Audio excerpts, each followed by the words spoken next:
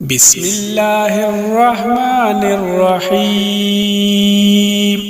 تبارك الذي بيده الملك وهو على كل شيء قدير، الذي خلق الموت والحياة ليبلوكم أيكم أحسن عملا وهو العزيز الغفور، الذي خلق 7 سماوات طباقا ما ترى في خلق الرحمن من تفاوت فارجع البصر هل ترى من فتور ثم ارجع البصر كرتين ينقلب إليك البصر خاسئا وهو حسير. ولقد زينا السماء الدنيا بمصابيها وجعلناها رجوما للشياطين وأعتدنا لهم عذاب السعير. وللذين كفروا بربهم عذاب جهنم وبئس المصير. إذا ألقوا فيها سمعوا لها شهيقا وهي تفور تكاد تميز من الغيظ كلما ألقي فيها فوج سألهم خزنتها لم يأتكم نذير قالوا بلى قد جاءنا نذير فكذبنا وقلنا ما نزل الله من شيء إن أنتم إلا في ضلال كبير.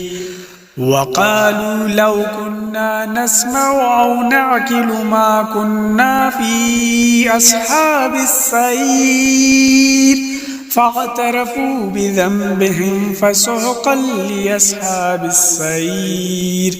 إن الذين يخشون ربهم بالغيب لهم مغفرة وأجر كبير. وأسروا قولكم أو اجهروا به إنه عليم بذات الصدور. ألا يعلم من خلق وهو اللطيف الخبير. هو الذي جعل لكم الأرض ظلولا فامشوا في مناكبها وكلوا من رزقه وإليه النشور. أأمنتم من في السماء أن يخسف بكم الأرض فإذا هي تمور أم أمنتم من في السماء أن يرسل عليكم حاسبا فستعلمون كيف نذير. ولقد كذب الذين من قبلهم فكيف كان نكير. أولم يروا إلى الطير فوقهم صافات ويقبضن ما يمسكهن إلا الرحمن إنه بكل شيء بصير. أمن هذا الذي هو جند لكم ينصركم من دون الرحمن إن الكافرون إلا في غرور. أمن هذا الذي يرزقكم إن أمسك رزقه بل لجوا في عتو ونفور. أفمن يمشي مكبا على وجهه أهدى أمن يمشي سويا على صراط مستقيم. قل هو الذي أنشأكم وجعل لكم السمع والأبصار والأفئدة قليلا ما تشكرون. قل هو الذي زرعكم في الأرض وإليه تحشرون. ويقولون متى هذا الوعد إن كنتم صادقين.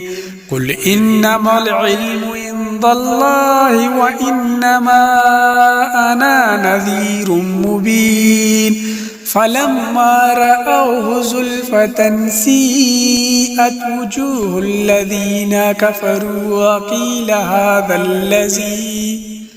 وقيل هذا الذي كنتم به تدعون قل أرأيتم إن أهلكني الله ومن معي أو رحمنا فمن يجير الكافرين من عذاب أليم قل هو الرحمن آمنا به وعليه توكلنا فستعلمون من هو في ضلال مبين قل أرأيتم إن أصبح